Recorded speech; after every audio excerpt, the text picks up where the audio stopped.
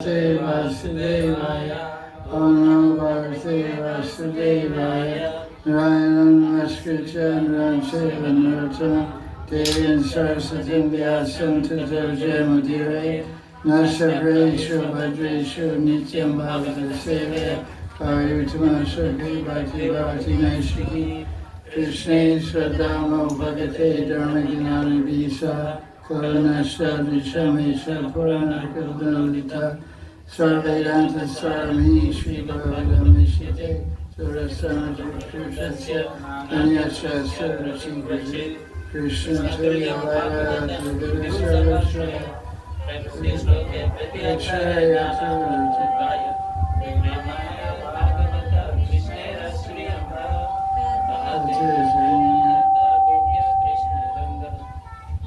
Srimad Bhagavatam Maharaj ki jai.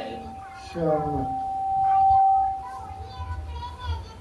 we're discussing fourth Canto of Bhagavatam, chapters 10 through 12, which describe the life and teachings of Dhruva Maharaj. That's okay, I think that's good. So, just to recapitulate here a little bit what's going on in review. Dhruva Maharaj, as a young boy, went to the forest and performed austerities for 6 months, intensive austerity, yoga austerity. Before he engaged in austerity, he took a sankalpa. He wanted to get a bigger kingdom than his father because he was insulted by his stepmother, Suruchi, and he wanted to get revenge and establish his, assert his pride and his heritage as a king, as a royal person. So he went to do austerities, and Narada tried to convince him that he's too young. It wasn't the time for him to do that now. He was only 5 years old. But he wasn't called Dhruva for nothing. Dhruva means determined. So he was determined to fulfill his sankalpa, but nothing would stand in his way. So he's a great example of determination, even at a young age. So a young boy can be determined in bhakti bhajan and do tapasya and fasting and all that. So people say, my son and daughter are too young to fast. They're overly protective. But this guy was eating leaves, he lived. He don't eat water, he lived. He don't eat air, he lived. So the human body has a great potential to stay alive. That's one thing we learned from Dhruva Maharaj's story. So Dhruva, seeing his determination to fulfill his sankalpa, Narada gave him Diksha mantra, Diksha Om Namo Bhagavate Vasudevaya, in the Vaishnava mantra, and instructed him in Bhakti Bhajan. So Dhruva Maharaj what they call a Sakama Bhakta. He was doing Bhakti Bhajan that was mixed with personal desire. He failed the test, he failed the definition of Shuddha Bhakti given by Rupa Goswami. Anyabhilashi Dashanya Jnana Karmadi Amritam Anukuyena Krishna Srinam Bhakti. So Dhruva Maharaj's Bhakti, was it covered by Jnana or Karma? Karma. He had material desires for a kingdom, so that's karma. It's like worshipping devatas and varnashram system in order to get your desires fulfilled. But Dhruva is exceptional because he worshipped Bhagavan. One thing we can understand from this story at this juncture, because we've already been dealing with many chapters about Dhruva Maharaj. Because chapter 10, Dhruva Maharaj has grown up, he's a king, his father's gone to the forest, and he's in charge now. His whole life, he grew up very fast, he grew up in a couple of chapters. It takes a lot more chapters for us to grow up. About 10,000. Some people never grow up. They're still writing chapters. Babyhood chapter 5.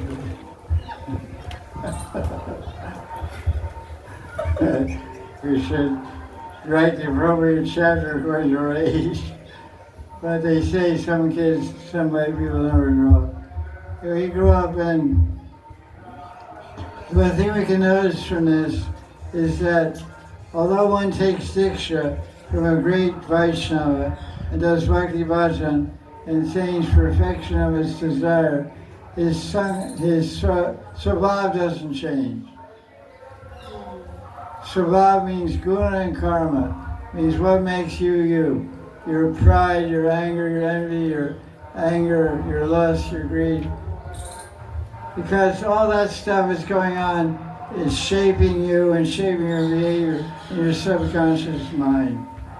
And bhakti is also going on, but bhakti is changing the chitta, it's changing the consciousness. So we had this personality, Dhruva Maharaj. It was very interesting to study his life because he was a great devotee, he got liberated. He was a king, he ruled as a king, but he showed all the mentality, the speech, and the feelings of a king. It never changed. There was so much tapasya, so many Ekadasi brothers he did, and so much sense control, but he was an angry, proud, chivalrous, fighting spirit king. So what we should learn from this, if you say, I've been doing bhakti for 25 years, I'm still lusty. Okay, good. So you'll be lusty 25 years from now.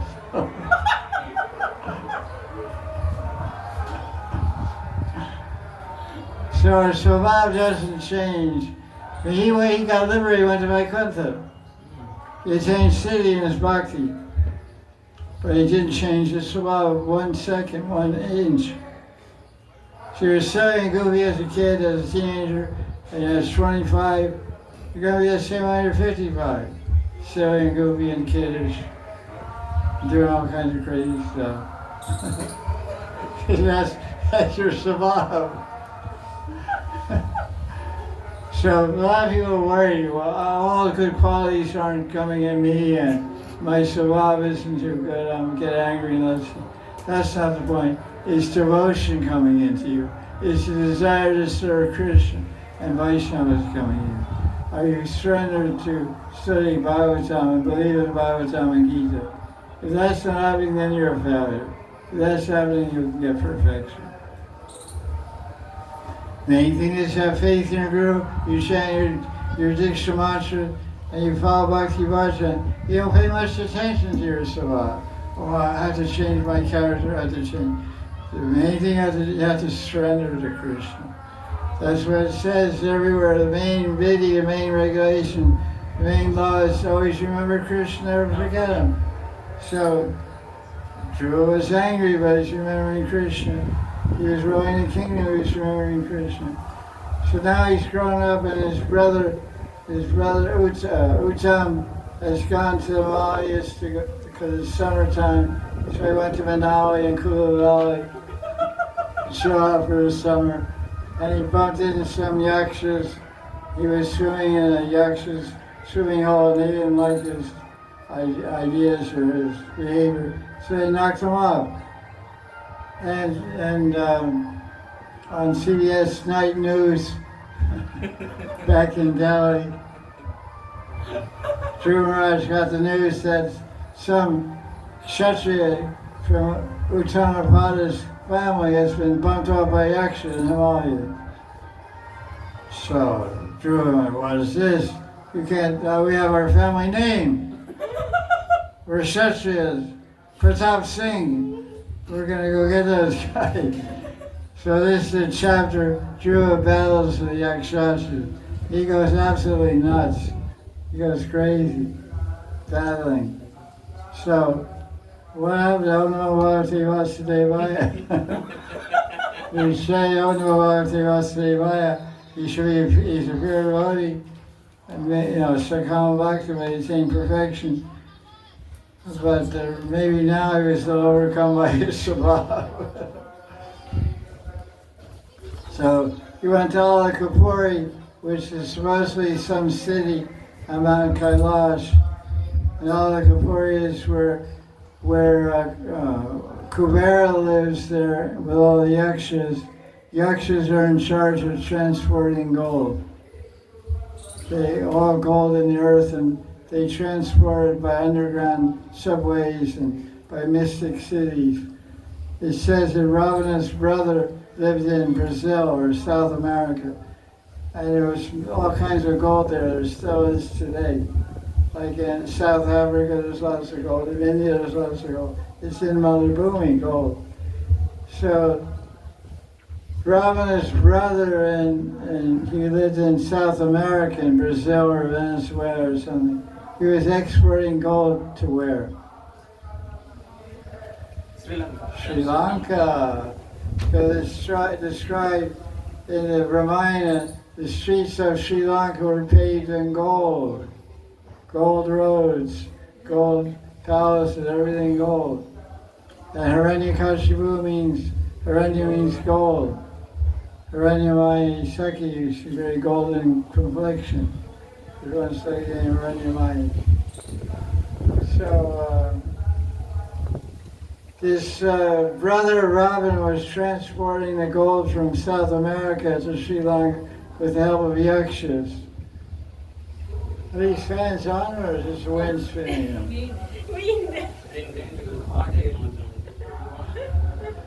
We're not Dutch, man. We're not using windmills. We're on electricity. That's another fan. That's a big fan. He's a charter fan.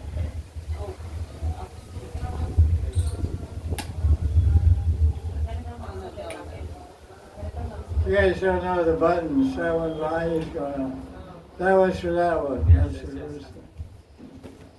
This guy's too slow. Anyway, whatever. There's a lot of wind going on, that's for sure. Just don't pass your own wind.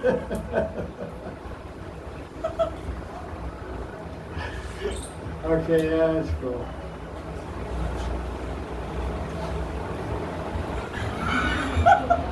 That guy's too bad, too noisy. It's nice, but it's too noisy. Yeah, okay. That's the oldest son I've had, 25 years old, had a ripside hell.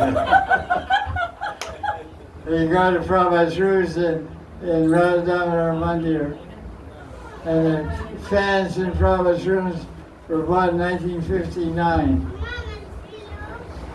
And they're still working. 59, 41, That's 25. 66 years old. So the shadow Dhruv Maharaj goes to Maharaj, he goes beating up all those guys. And question is asked in verse 13. Let's see where is it? In verses 3 and 4, we told that. Need some water.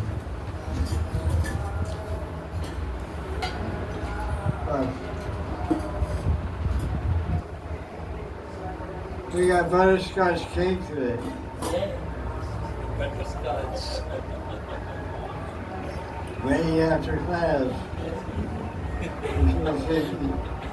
I'll go for office.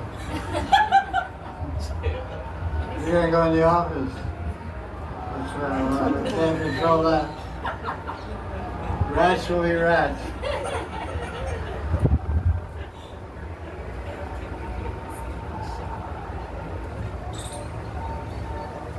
In love and stealing for some, there's no rules.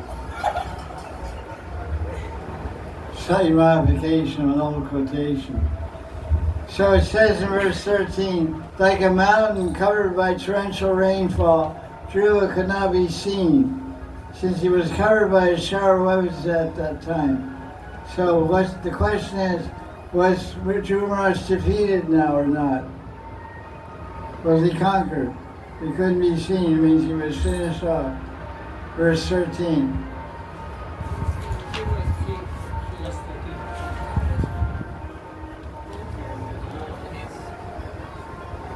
13. He's not seen means he's got dead and gone. Yes, good. He's lost. Some people are rooting for Drew and some aren't. He was conquered. Some say he got bumped off, some say he didn't. Let's see what the Bible says. What happened to Drew? Come on, Drew. The next verse says he's dead. Yeah, that's right. That's a good point. Good observation. Verse 14 says he was dead. They think that he's dead. Think he's dead. Extras think. Dead is dead. Suddenly That's appeared. watching in the sky. They think. The first chariot appeared, the battlefield, and the sun appearing from the east. 15th.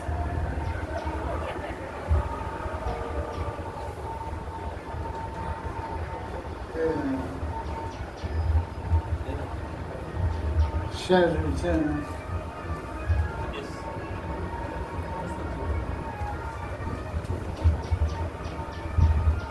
Prabhupada's commentary on 13. Gotta shift the scene here.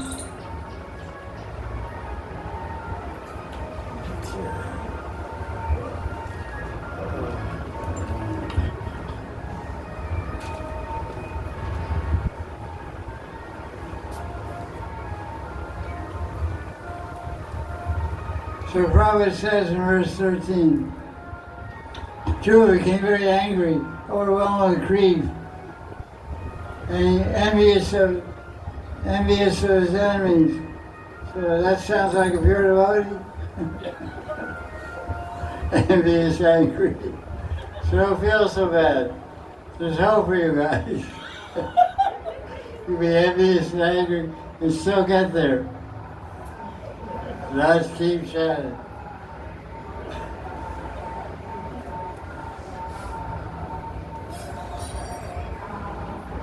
This it is.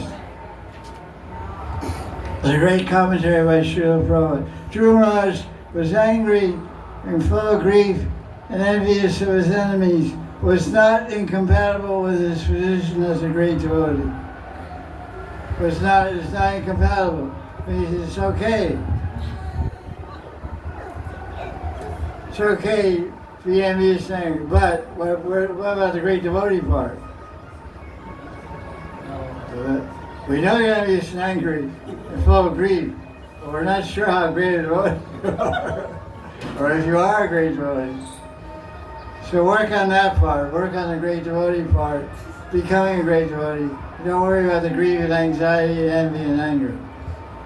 I really like this. It is an understanding that the devotee should not be angry, envious, or overwhelmed by lamentation. But Dhruva Maharaj was a king. When he heard his brother was killed unceremoniously, it was his duty to take revenge against the Yakshas from the Himalayas. I have one student who's a Kshatriya. When he heard about the war between, brief war between Pakistan, he said, I can't stand they killed the husbands of those Hindus on pilgrimage in Kashmir. I feel I have to do something. Should a devotee feel angry and want to do something? I said, just cool down, Sharon. But the guy is a Kshatriya, I'm sorry, he got that blood. I said, you're working at a job as a Vaishya. You want money, you don't want to fight. You're just talking hot talk. Don't worry about, if you're supposed to be fighting, you'll be up there fighting. You're making money and raising your family. Just cool down. I'm not going to fight it. Yeah, so should I go there and fight for the cause?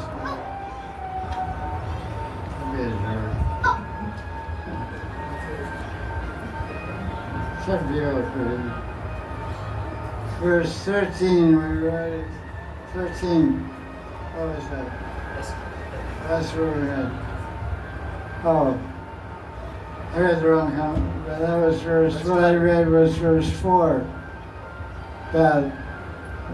Verse 4 I read the commentary of. Verse 13, Chris Prabhupada's commentary, which indicates that Prabhupada consulted. It was when he did his own Bhagavatam commentary, he was looking at the commentary of Vishnu, Sanatan, Jiva Goswami, and Sri Goswami, at least 11 different commentaries. Because he says in the commentary about Dhruva Maharaj being covered by arrows. Vishnu Thakur points out in his commentary, although Dhruva was covered with arrows, it doesn't mean he was conquered in a battle. The example of a mountain peak is said he was covered by weapons like a mountain is covered by rain. When rain stops, the mountain's still there. So when the weapons stop, then Dhruva is still there.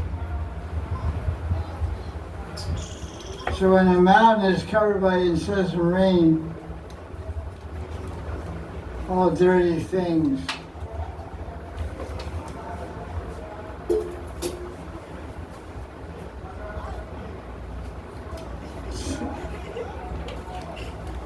belly first, Atma second. Yes. So it's the Atma first, belly second. Okay.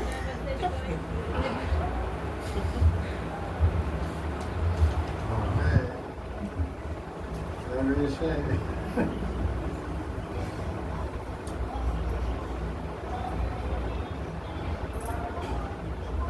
So 15. The Yakshas thought they finished all Dhruva. They're all jumping up and down and say, we won, we won. But then suddenly Dhruva's chariot appeared, like the sun breaking through a covering of clouds. So Prabhupada's commentary on 15. Dhruva is compared to the sun, and the Yakshas were like a fog. Kohara, what did I say, Kohara? Kora. Vara. Fog. Fog is insignificant in comparison with the rays of the sun. The sun is sometimes covered by fog, but the fact is the sun can't be covered for long by anything. One's eyes may be covered by a cloud, but the sun is never covered. By comparison to the sun, the greatness of Dhruva Maharaj in all circumstances is affirmed. So Dhruva Maharaj is like the sunshine. Okay. Too much lunch. Too excited. Go to sleep. Be quiet. If you got the right position, now do what you're supposed to do. Go to sleep. Like one famous comedian said, they said, I never see with any kids. What do you think about kids? I think kids are great when they're sleeping.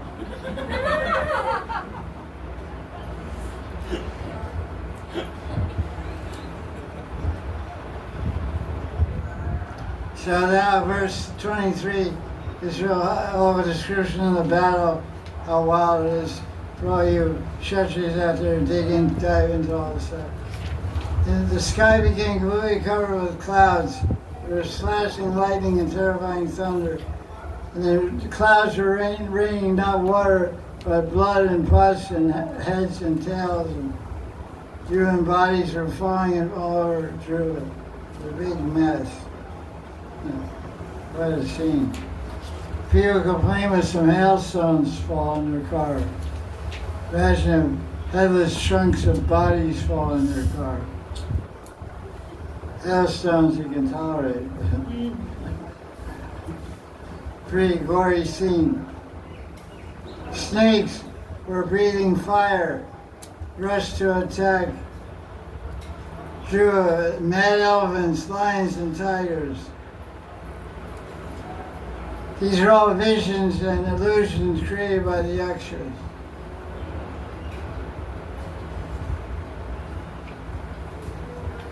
When Dhruva was suffering the attacks of the Yakshas, the great sages came to his help to overcome these difficulties. They prayed for his well-being. It's a fact, whenever devotees are facing difficulty, many invisible beings are coming to their protection. That's why devotees always win. Christians have a concept what they call guardian angel. In Christianity, they say there's an angel above my head guarding me.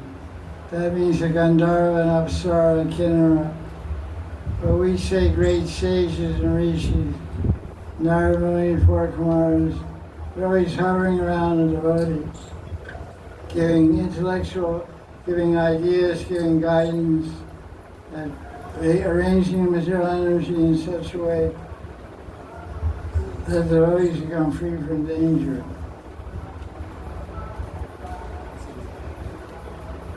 Like sometimes devotees are driving down the street and there's an intersection, four streets coming together.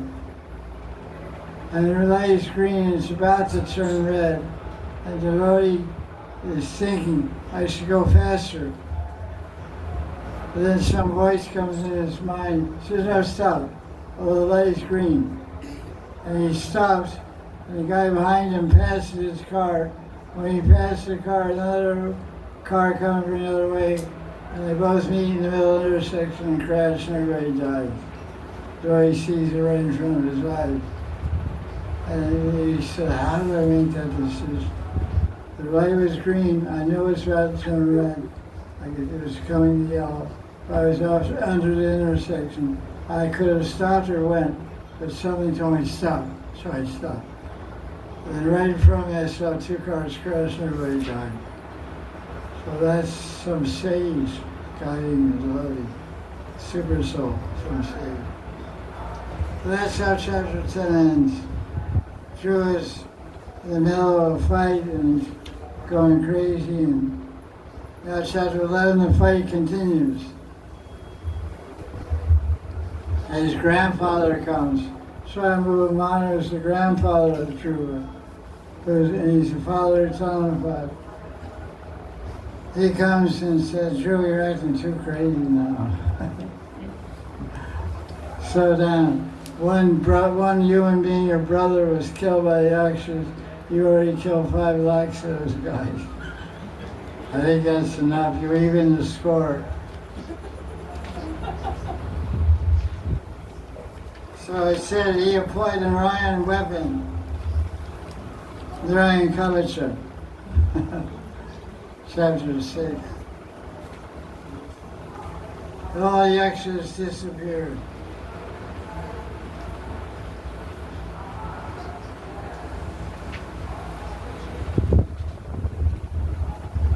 So we can read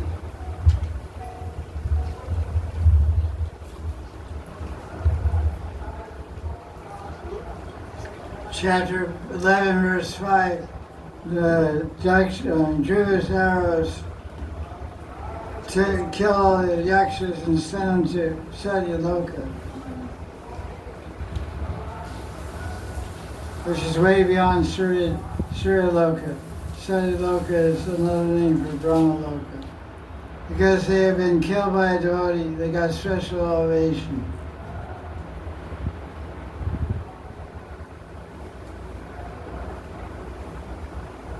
But they're in Satyaloka, which is equal to Brahmaloka. When Brahmaloka ends his life, all the rishis and sages and Brahmins and same people living on Satyaloka, Brahmaloka, along with Brahma, get liberated to go to Vaikuntha. But this guy, these Yakshas, they lived in Satyaloka, but they didn't get liberated.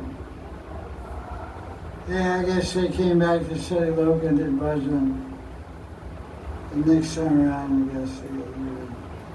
It's not saying.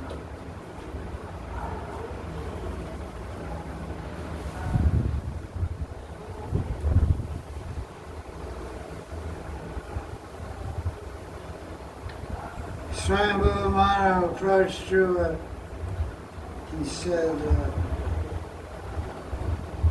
you killed too many innocent yakshas. Then in verse, there's a lot about preaching.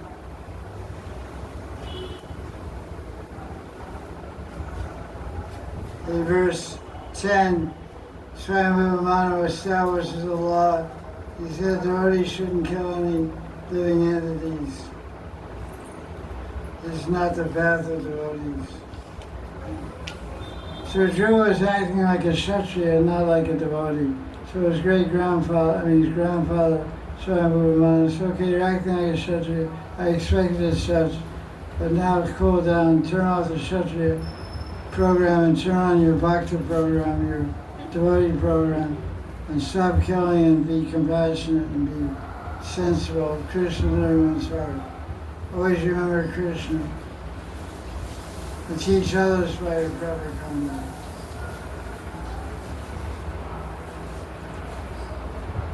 Krishna is pleased when a devotee shows proper behavior. That's what verse 13 says in chapter 11.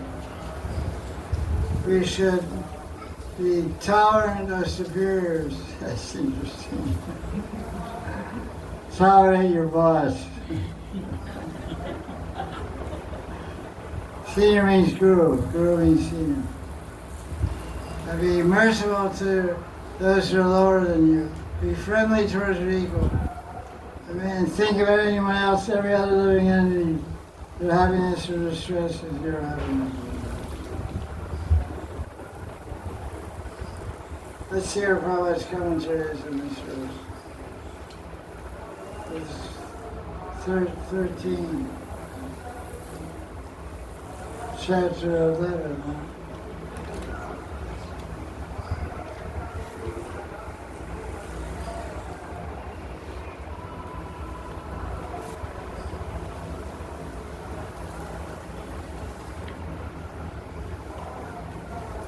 The devotee is Krishna is very satisfied with devotee who greets other people with tolerance, mercy, friendship, and equality.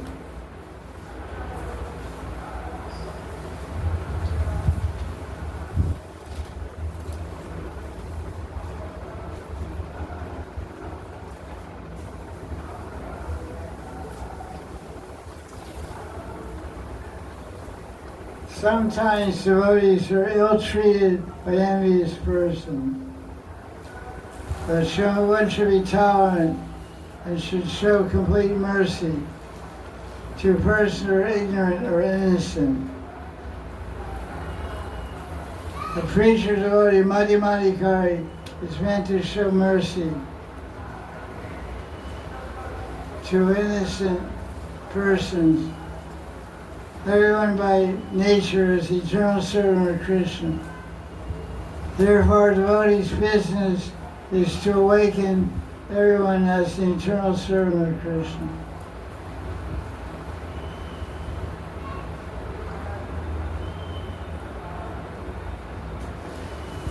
Anyway, probably repeats the same idea. Different entities appear in different forms of dress or bodies according to the instruction of Gita. The learned person sees all living entities equal. What was that verse? Vidyavanaya Sampane Brahmani Kavi Kashmi Shini Shaiva Sabhakisha Pandit Satsavanda Samadarshan. One sees equally everywhere. There's Atma and Paramatma in the body of a monkey, elephant, dog, a dog eater, a Brahmin, etc.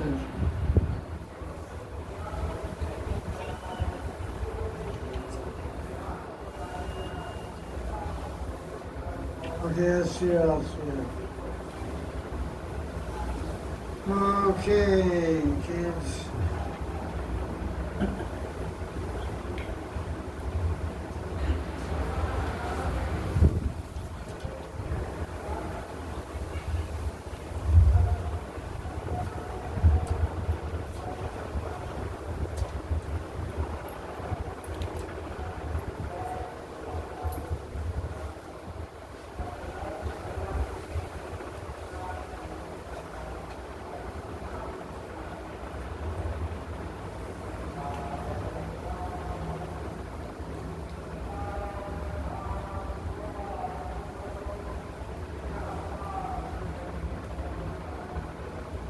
Verse 23, chapter 11.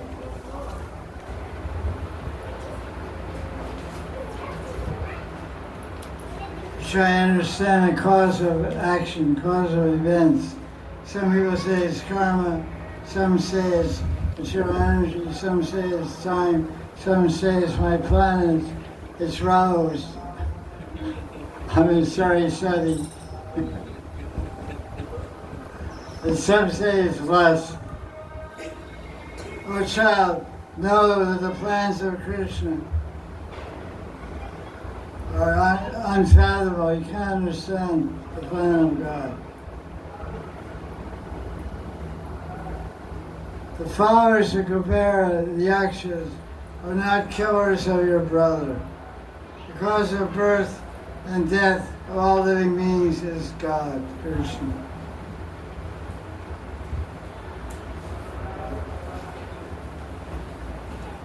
Verse 27.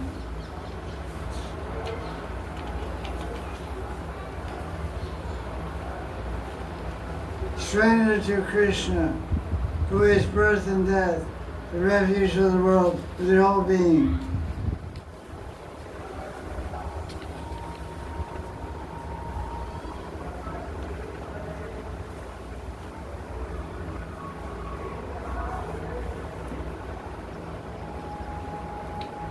Seek out Krishna in your mind, and you'll see the world is full of dualities.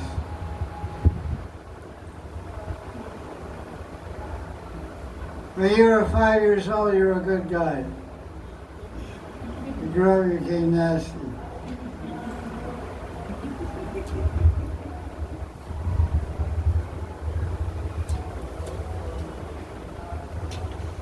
It's good preaching it.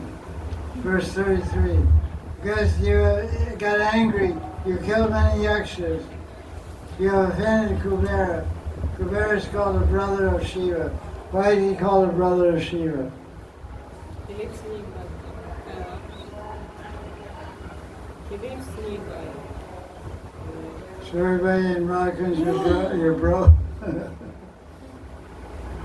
Hey, brother. Hey, Because Brahmas. No, the thing is, Kubera is a devotee of Shiva.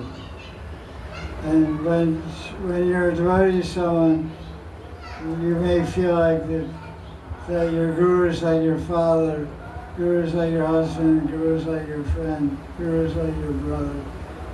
So Shiva felt that my devotee Kubera is like my little brother. It's just a loving bondage between the guru and the disciple. Because we see in Haribhakti Vilas, when Sanat Goswami is defining Guru, he said Guru should have Vatsalya Bhav for his disciples. He should have a mother like a mother and father towards his disciples. They shouldn't steal rotis from the kitchen. They should be given freely. For some kids, you tell them not to take cookies from the cookie jar and they do it anyway. One kid asks permission, takes cookies. One kid just steals them. And neither one gets punished.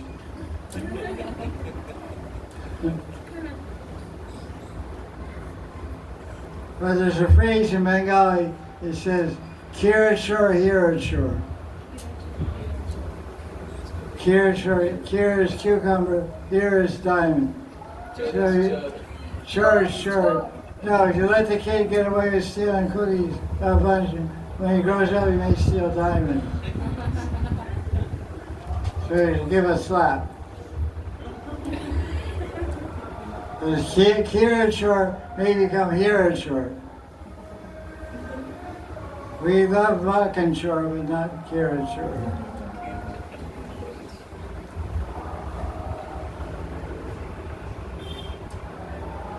So verse 34,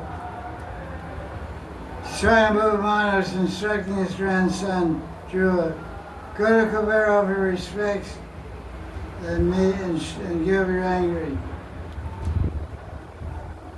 Give your anger. So then, now to chapter 12. So as Dhruva got out of his Kshatriya bhav and stopped killing and followed the advice. So this is the proof of his devotion. One thing that devotees have, the main quality devotees have, although they may have anger and lust and everything, they have submission to authority, submission to Shastra, and submission to Guru. So this is what saved Dhruva Maharaj. So Dhruva Maharaj was acting irreligiously. He was unnecessarily killing. But because he's a devotee, he's a Kshatriya, so he has Kshatriya qualities which get him engaged in irreligious adharmic activities by getting too angry, uncontrolled anger. Anger is good for a Kshatriya, but uncontrolled anger and killing too many innocent people is never appreciated. We can see now there's wars going on in the world where soldiers are killing innocent people. Children and women are never to be killed during war. Someone without weapons, either a man or woman has no weapons, and women and children are never killed during war. This is rule of Kshatriyas. So Dhruva was acting adharmically, so his grandfather Swayambhava Madan came and preached Dharma to him, Sanatana Dharma, to stop this adharmic killing. You're not acting like a dharmic Kshatriya, you're acting like a Rakshas yourself. So then he stopped because he had the quality of submission to seniors. So now he's submission, but following the instructions of his Guru Jan. Guru Jan means his seniors. Your father, your grandfather, they're also gurus. So this is one lesson we can learn from Dhruva. Although he's out of control by his svabhav, by his nature, he was lost control of himself and was acting adharmically. But as soon as he started acting dharmically and stopped killing and begged forgiveness from Kubera for killing all the yakshas, then he went to Vaikuntha. So that's what chapter 12 said. So one chapter 11, the great devotee Dhruva is acting adharmically by excessive murder, unwarranted killing. And chapter 12, he rectified himself, went to Vaikuntha, the pole star, which is called Shiradakshaya Loka, which is the spiritual planet of the Paramatma of this universe, located in the area of the pole star. You see a pole star, that's where the Vaikuntha planet is. But it's beyond the covering of the universe, it's beyond covering the universe, but the Sid is like the pole star, which we can see. So it's beyond the pole star. They say he went to the planet of Vishnu, which is Shiradakshaya. Sometimes they say pole star, so how it would adjust, I don't know. But it's a spiritual planet. He didn't come back. He didn't. You'll see in this chapter, his body transformed. He didn't die. He didn't get a different body than the body he was in. His body became fully spiritualized.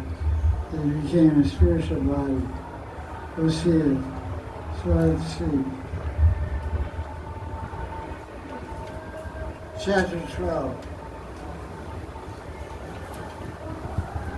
So Kubera gave some teachings to Dhruva and blessed him. Then he went to Vishnu Loka in the self-same body, Vishnu. So he didn't change the body, he just shined it, polished it up a little bit. Put some color into it.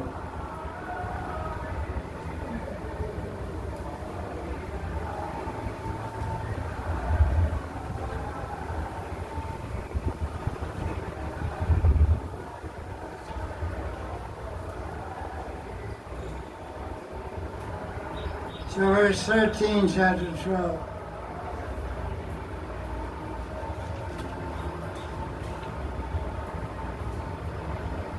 Shiva ruled the earth planet for 36,000 years. I guess you got enough of that. Look at commentary on verse 13, chapter 12. Krishna says,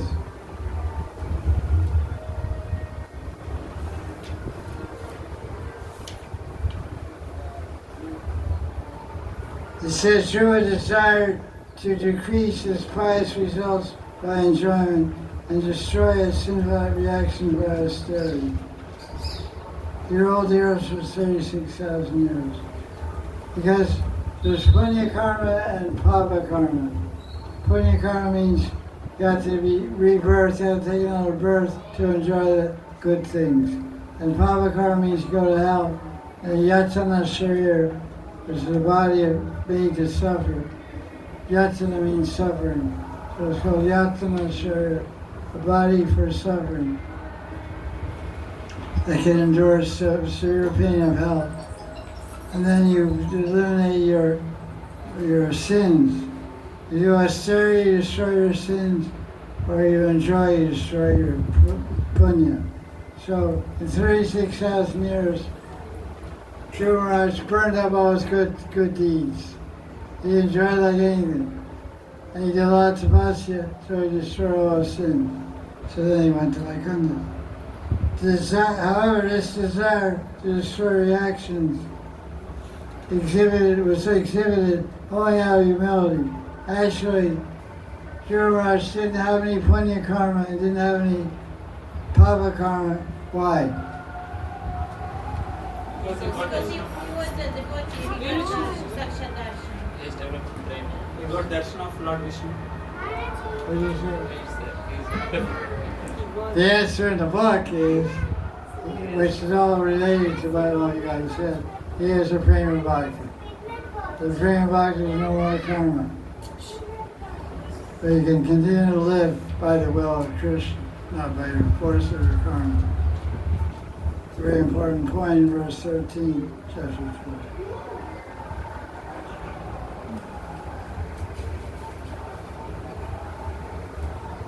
So he describes he was experiencing ecstasies, verse 18, hair standing in. And then the Vaikuntha Vasis came, to verse 21, to get him on board, so to speak.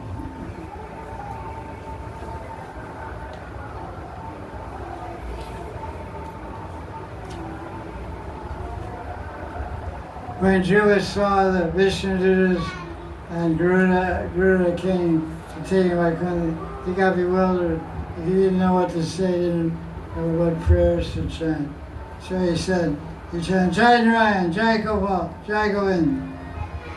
They all were amazing.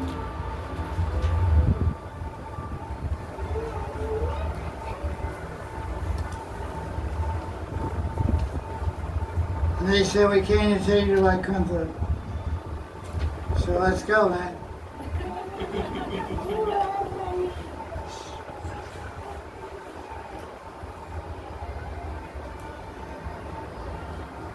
And then in verse 29, he explains how he got a spiritual body. He says, Bibrat Rupam Hiranmayam. He got a form, Hiranya, a golden form, composed of all gold. He said, he circumambulated the airplane or whatever. He assumed a golden form. So his body became golden. He didn't die. He didn't suffer any pain or death. He didn't change his body, but it's just body became. It's like a famous James Bond movie called Goldfinger. There's some beautiful girl, they painted her body gold. All of it. Without clothes. Her body was gold paint. I don't remember the movie, I was 10 years old when I saw it. It's not recommended. Goldfinger. So he got this golden body.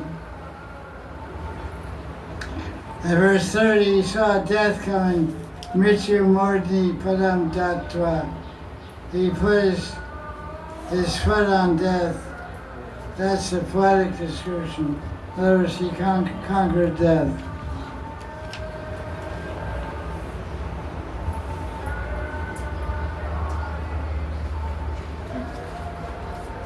We have some commentary here from Bhakti Sandara. Let's look at that. That is Dhruva Singh. 81. That's right.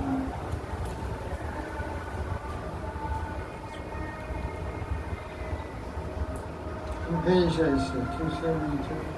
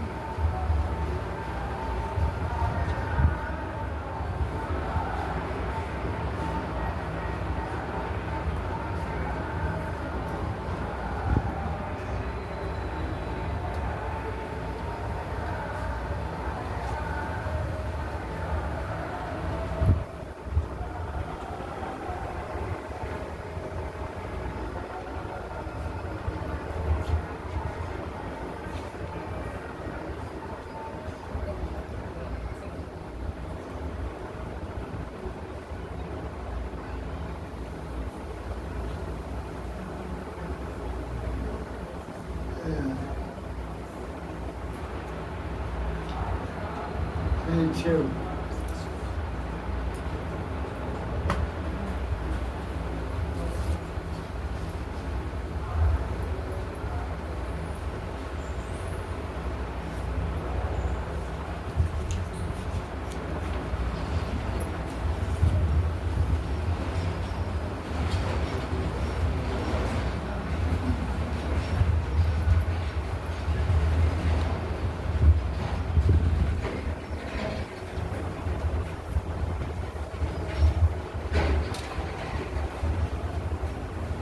This is Jiva Goswami's commentary on Srimad Bhagavatam, 4th Canto, Chapter 12, verse 29, which talks about getting a golden form. Satyanarayana Das, Babaji's Bhakti Sandara, Anushade 255 describes this. Dhruva circumambulated and worshipped the celestial airplane that was blessed by the Brahmanas. He then assumed an effulgent golden form and prepared to ascend the plane. Vibhrad Rupa Maranmayam. There's a commentary. Very nice commentary.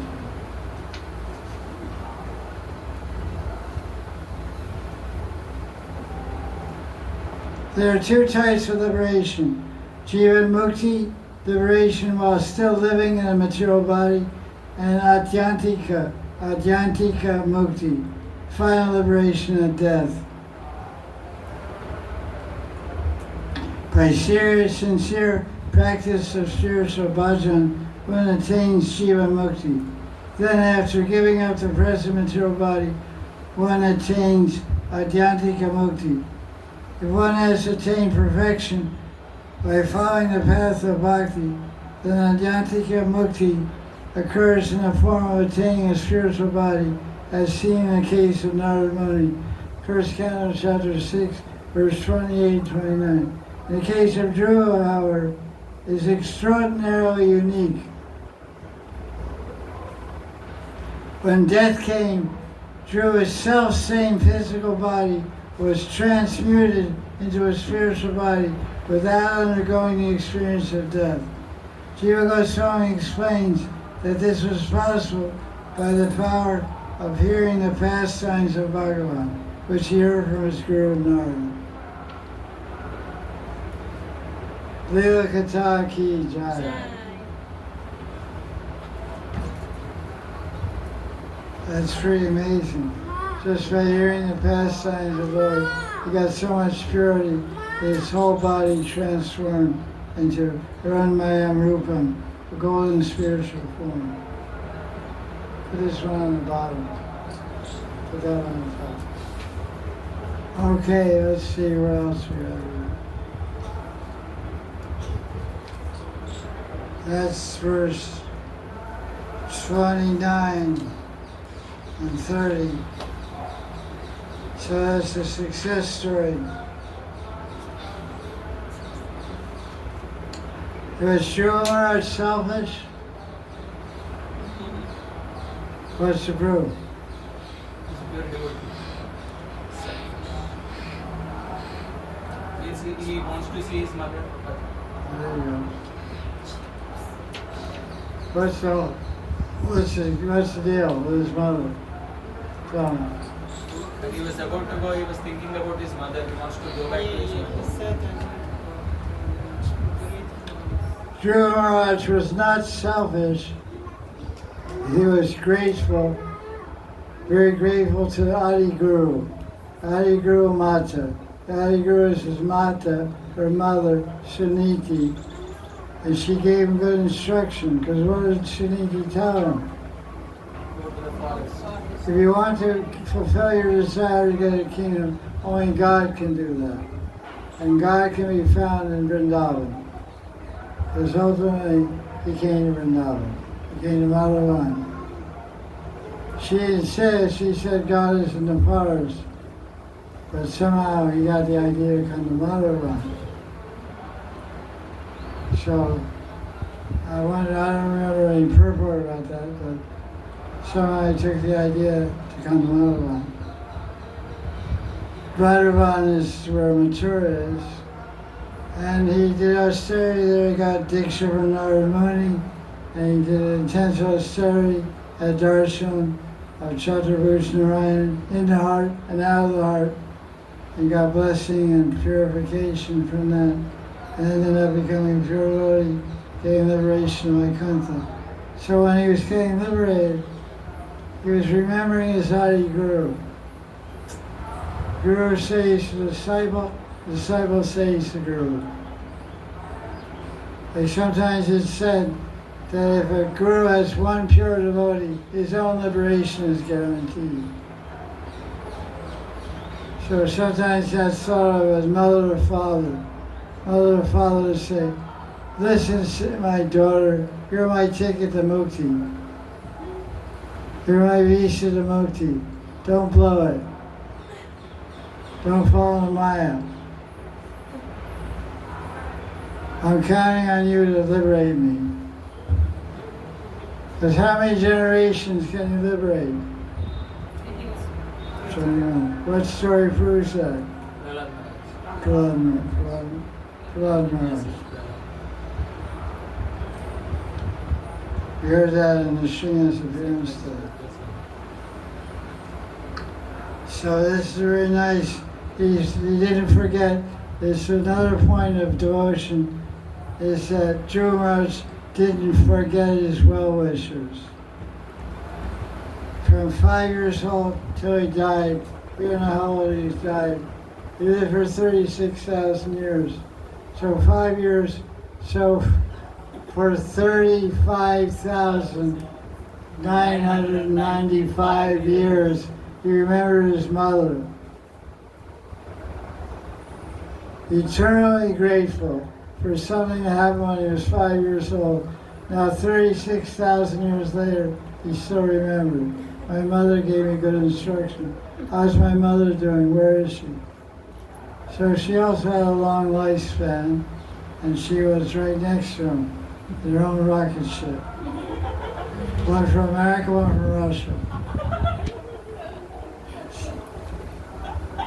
She was a cosmonaut. Dhruva was an astronaut. They're riding neck and neck. Race to Vaikuntha.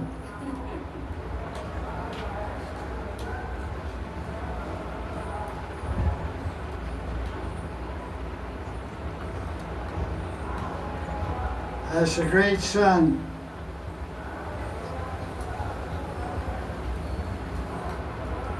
So true to their relationship, his mother was leading the way.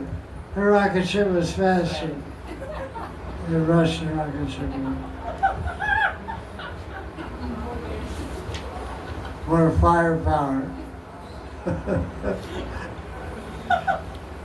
Seriously was flying fast. Okay, look at verse 37.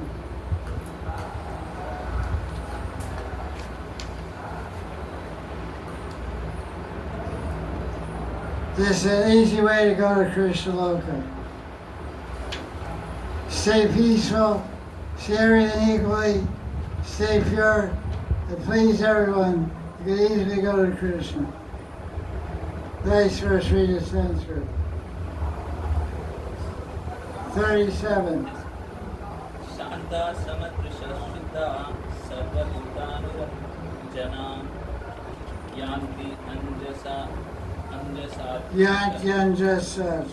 yanti anjasat No, yant.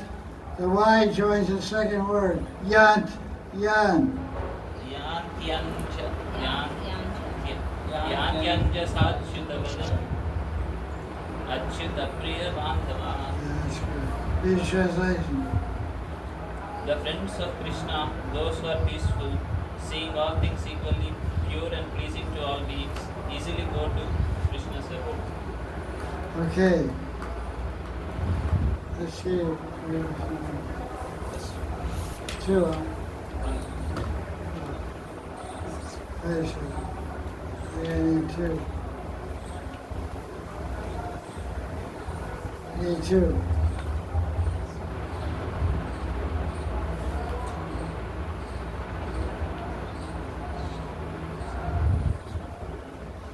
Nice verse.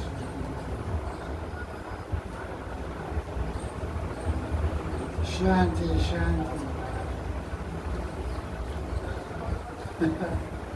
Stay peaceful.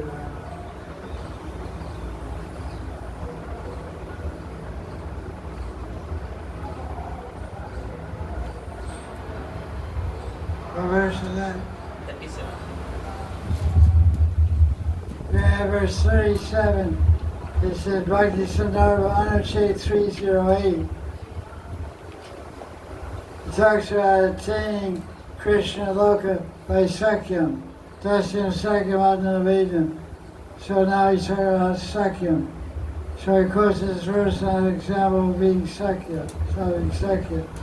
Those who are established in unwavering tranquility, equally disposed to all, pure, and are a source of joy for all living entities, effortlessly go to Achyuta Loka because of their being dearmost friend of Bhagavan Achyuta. The phrase Achyuta Priya Bandhava means those whose dearmost friend is Bhagavan Achyuta Sri Krishna. This verse is spoken by Vijayartha Maitreya while he was elaborating the history of King Dhruva. Dhruva performed severe austerities when he was a 5-year-old boy. Bhagavan Vishnu personally appeared to him and blessed him. Subsequently, he ruled the earth for 36,000 years. After that, the Vishnu took him to Vishnu Loka. This verse describes the characteristics of devotees who reach Vaikuntha. They're peaceful, they're friendly, they're cool. So be peaceful, be friendly, be cool. You go to Guru Cool. Go, shaking cool. Okay, let's see what happens now, verse 12. There's all kinds of Shruti fall, benedictory verses for one who hears all these chapters describing the Dhruva Charitra, which Lord Chaitanya heard 5 times a year for 18 years, and more than 5 times a year for 18 years in Jagannath Puri. 100 times heard Dhruva Charitra. So verse 47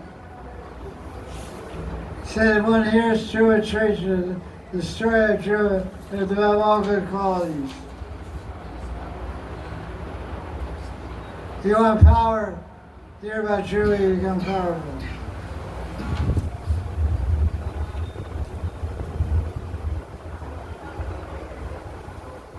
Hearing about true, you can be respected by others.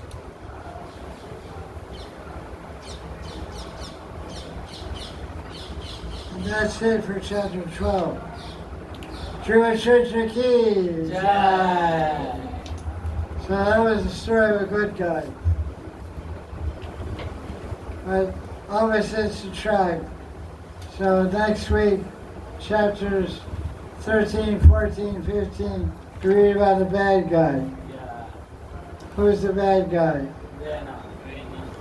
King Vena. Who killed King Vena? Brahmanas. Ministers. The Brahmins. How'd they kill him? Chanting mantras.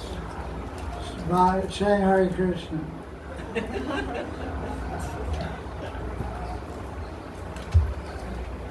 No, exactly. They bumped him up by saying mantras. They're called Mrityu.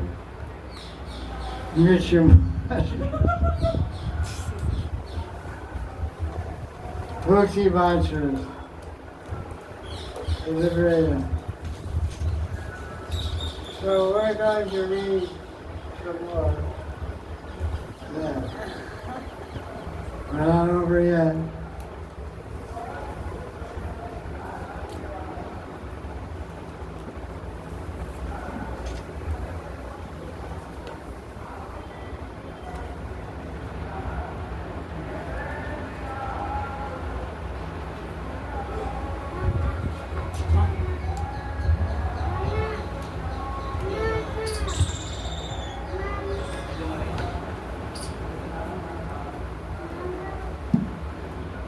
These are some things. You know what he's saying? There's two. Oh, there's two.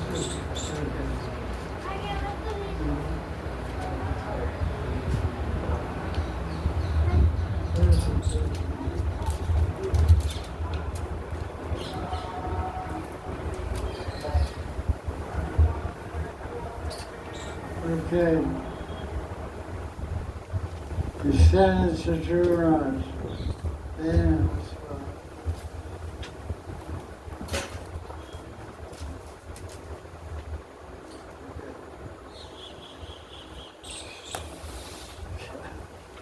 this whole battle, bio battle. There's a few quotations back in Sandarbha about True Maharaj, which I collected, which I want to read.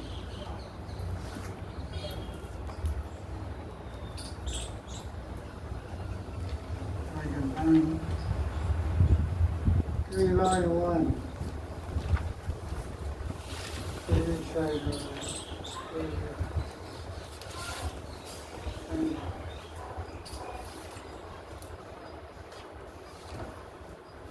Okay. But he's such a classic devotee, he's often cited by our acharyas as representing because he attained perfection in Bhakti Bhajan. So it's a very important story you can tell because Lord Chaitanya heard it 100 times in 40. So anything we can collect to hear about True Maharaj, we conducive to our own advancement in Bhakti. I believe so.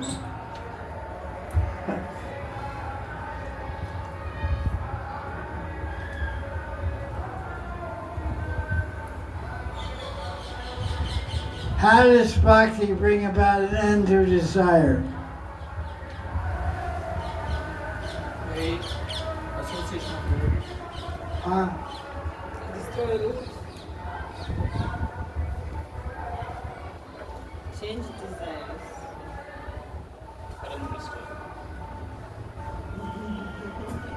Keep going. Vishayavini Vartante. Vishayavini Vartante Nirasitena Rasavapam Sabhyasya Ranjasani Vartante. He explains, the Jiva Goswami explains, that the bliss derived from bhakti is superior to the bliss of Maya. You have a lower bliss for higher bliss. We have to stop drinking. We stop drinking whiskey and start drinking mango shake. We have to stop eating. We stop eating cheeseburgers and start eating cheese sabzi. Like that. This is seen in the case of Dhruva, who worshipped Vishnu with desire to attain a greater kingdom than his father. However, when he had darshan of Vishnu, he became fully satisfied and no longer wanted anything else. His testimony submitted at that time to Bhagavan Vishnu. Hey, stranger! Shirachir the Yatra all over India, looking for Balaram. Did you find him? Okay, welcome back. I know you forgot about it. So Jiva Goswami quotes a verse, when Dhruva Maharaj had darshan of Vishnu, he spoke this verse, which is recorded in Hari Bhakti Sudodaya. Stana Bilashi Tavasi Sitoham Tvam Pratavan Deva Manindra Guyam Kacham Vichinvan Avidevi Ratnam Swaman Kritar Tavasmi Ramna Yache. Prabhupada quotes 1,000 times in his lecture. Dhruva Maharaj said, I was desirous of worldly importance, so I did austerity. I was searching for broken glass, and I attained you, a Devi Ratna, divine jewel, or unattainable by the Devatas and great sages. Oh Bhagavan, I am now completely fulfilled and ask for nothing more. So when you get the beauty and bliss and happiness of darshan of Krishna, you don't want anything else. Good deal.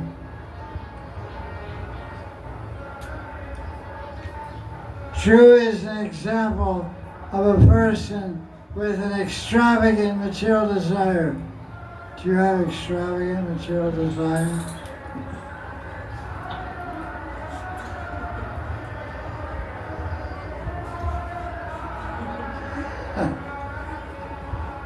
You have more extravagant money than she does. You're alone.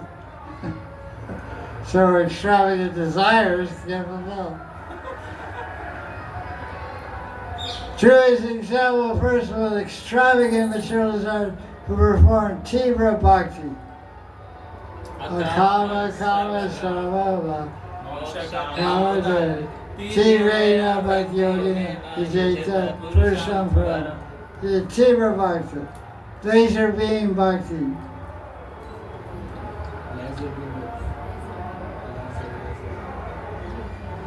So he was Karma Mishra Bhakti. Let's see what else we have about you.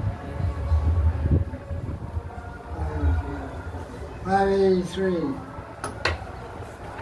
Shairadesham. Type. Extravagant desires. A new pair of earrings. It's very extravagant. 300 ruby dress. Right, extravagant. 250 ruby sorry. All too extravagant.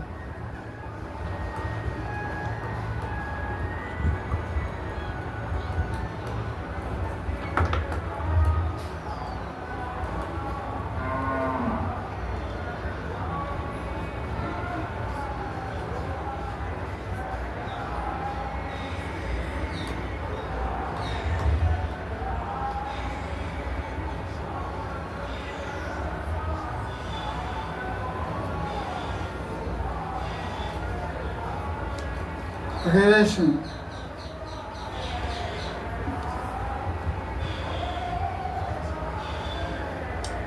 Shiva is a great devotee of Bhagavan, and disrespecting him is an offense. This was pointed out by Swayambhuva Manu when he instructed Dhruva to stop killing the Yakshas, who were servants of Kubera. So by killing the servants of Kubera, Dhruva was making offense to who? Shiva. Shiva, because Shiva is the Ishadevata of Kubera. Kubera is living on Shiva Loka, and the city of Alakapuri, which was being attacked by Dhruva. So Dhruva's grandfather, Swayambhuva Manu, chastised the little brat. He wasn't a little brat, he was a grown-up man king, but he was acting crazy like a kid. So he said, Swayambhuva Manu said, you disrespect the god of wealth. Following Swayambhuva Manu's advice, Dhruva approached Kubera, aspiring for the all-encompassing humility that springs from the essential nature of Bhagavad Bhakti, and being repeatedly overwhelmed with the yearning for Bhakti. Dhruva prayed for the boon of devotion to Bhagavan, even from Kubera. This is the import of this narration of the fourth canto. So the main thing to realize in this chapter 12 of fourth canto of Bhagavatam, where Swayambhuva Manu corrected and chastised Dhruva Maharaj for his unnecessary, unwarranted killing of thousands of yakshas, to show the nature of bhakti. Bhakti always generates humility and proper action. So that Dhruva Maharaj was filled with anger and revenge. He became very humble, even prayed to Gopal for devotion to Krishna. That's what Jiva Goswami said.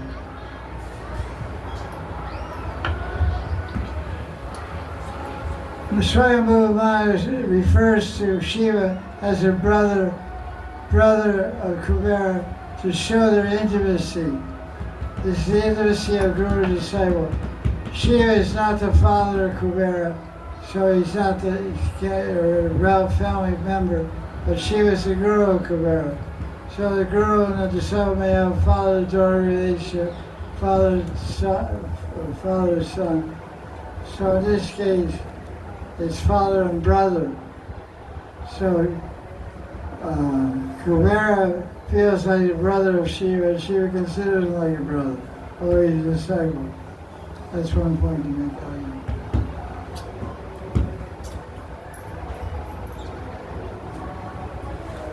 There's a lot of nice things about True.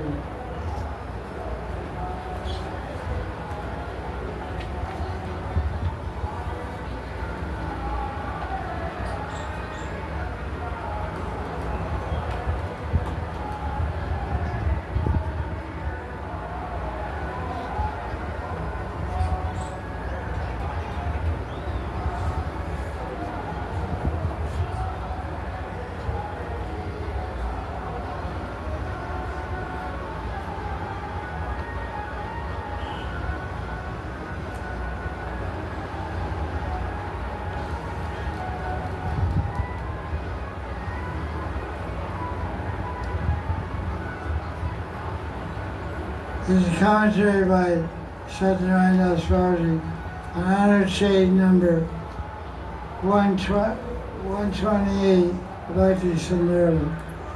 Devotees do not desire to improve their social status on the strength of bhakti, nor do they want to use the power of bhakti to alleviate their material diseases. They consider this as dishonoring the true spirit and essence of bhakti. Sometimes such powers are self-manifested in certain exceptional devotees, simply to show the greatness of bhakti, and thus inspire faith in it for people in general. Prahlad and Dhruva are examples of devotees whose such powers were manifest. Prahlad could not be killed by Hiranyakashipu, and Dhruva ascended to Dhruva Loka in the same body. This, however, is not a prescription to to be universalized for all devotees. What this verse really intends to point out is Bhakti's power to destroy Prabhu's sin. The idea is that if a dog eater is awarded the constitutional eligibility to perform yajna by a slight contact with Bhakti, it means that the low nature of his birth as a dog eater has been removed.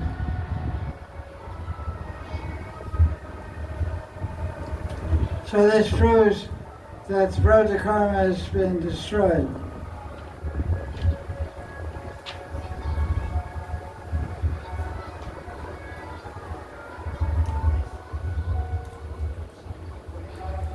Okay, let's see what else we have.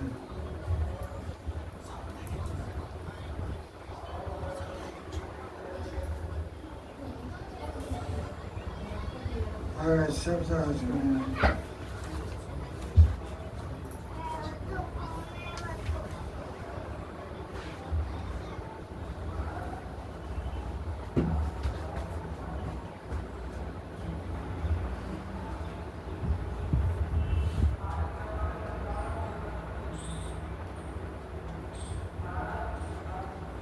Although Saruchi, who's Saruchi? Stepmother of Dhruva. Stepmother of Dhruva, had been envious of Dhruva. When he returned from the forest, Saruchi blessed him with a long life. So it said in the Padma Purana, one of us worshipped Bhagavan Sri Hari has said, it's run out of electricity. I'm almost done. But as worship Bhagavan Hari as satisfied, you got the speakers up. Turn my no, it's dead. Yeah, that's it. The wires and the yellow truck.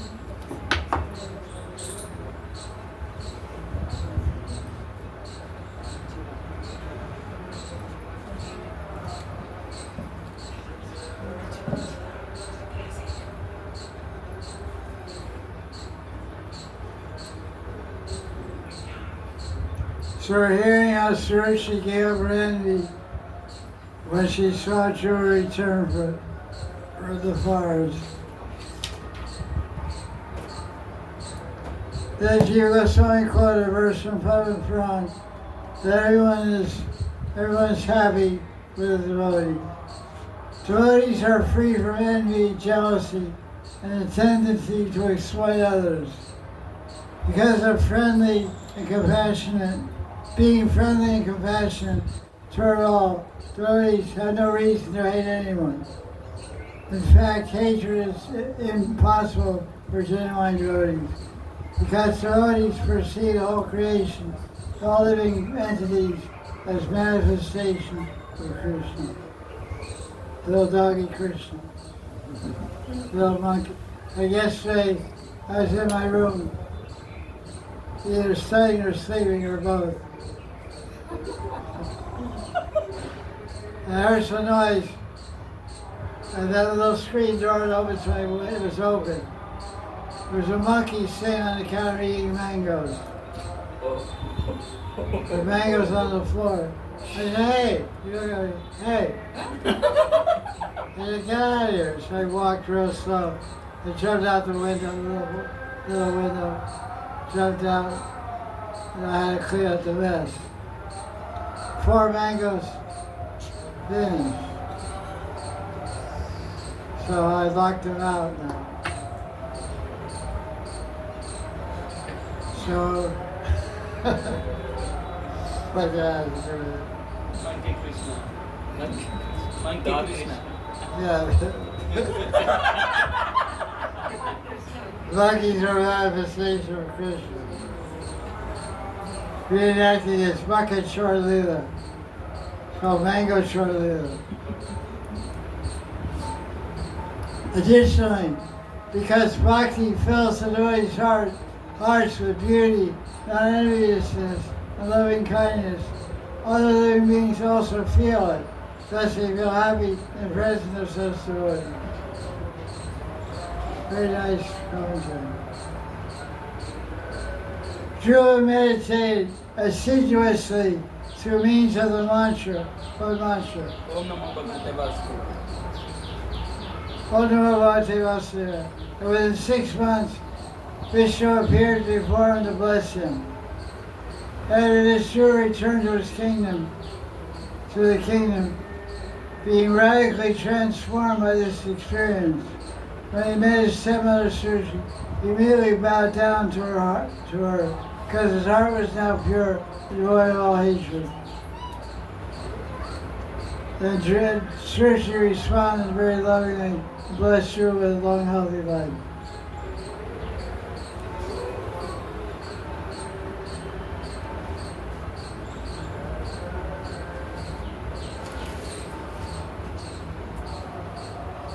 A doubt may be raised in this regard. It is seen that many devotees in the past, as well as present, are harassed by non-devotees. So why is it said that everyone is pleased by a devotee? The answer is that those who are not excessively influenced by envy and malice feel happiness in devotees present. But those who are very envious by nature feel threatened by devotees.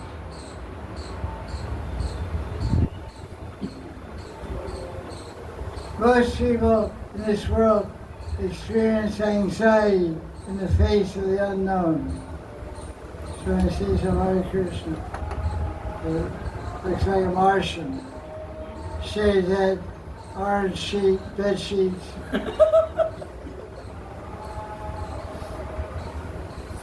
When they encounter a person belonging to a different culture or religion or holding different beliefs, they can often feel threatened. In the case of non-devotees, this is only due to deep-seated ignorance, because the devotee is harmless. That's fine. Okay, kids.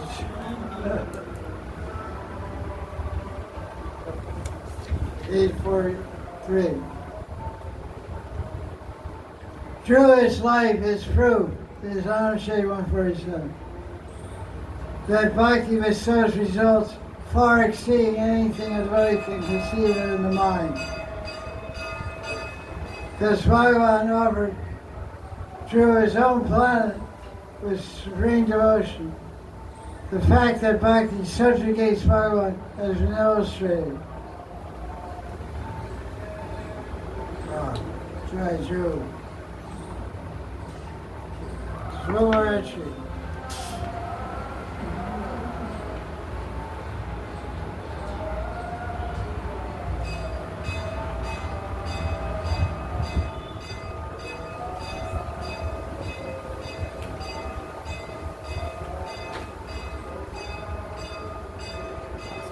Desire Shade 156.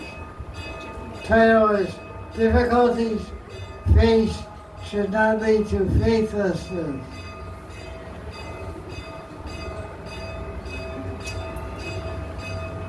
If one sees adversities occurring in the life of contemporary devotees that are obviously advanced in bhakti, one should not become faithless in regard to those devotees, or faithless in regard to bhakti in general. Sometimes these types of miraculous concomitant effects of bhakti become manifest in particular devotees simply due to the nature of the worship of Bhagavan, as seen in example of Dhruva. Dhruva Maharaj stood on one leg.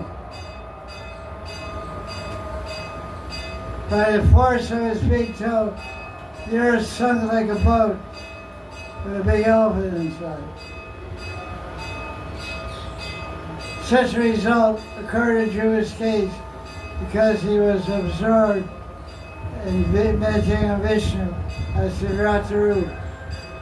She understood that Dhruva was inspired to undertake this type of worship because it was useful for the post he would assume in the future of being the sovereign of the pole star.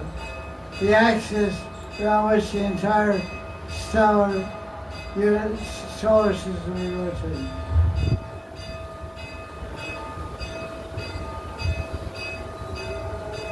This is a very interesting commentary by Captain Langley. This is it, so hang on for 5 minutes.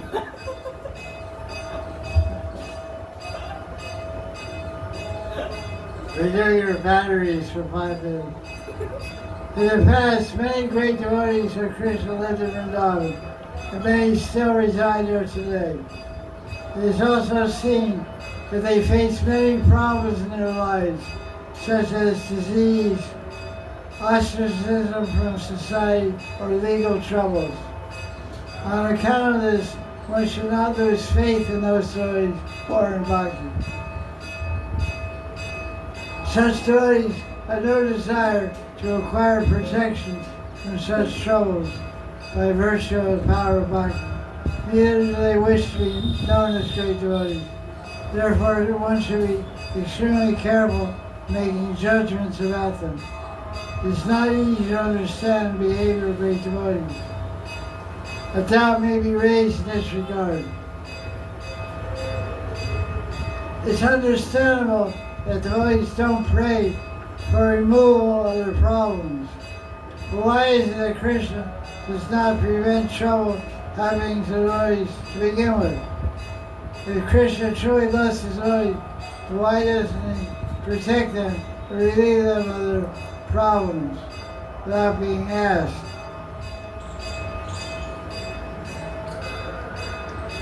In reply, it is explained that Krishna has different reasons for such behavior. One reason is Krishna doesn't respond or change the problem because he wants to increase devotees' absorption.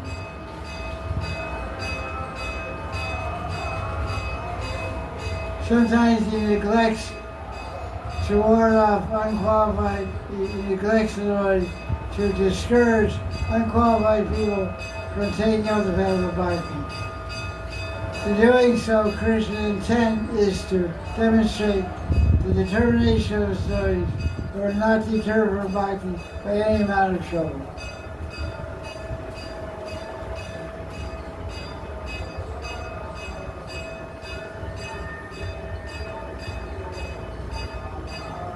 That's it.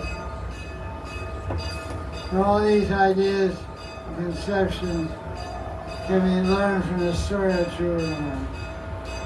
So next week we'll read chapters 13, 14, and 15 of 4th Canto Bhagavatam. Srimad Bhagavatam ki. Jai. Jai Gurudev.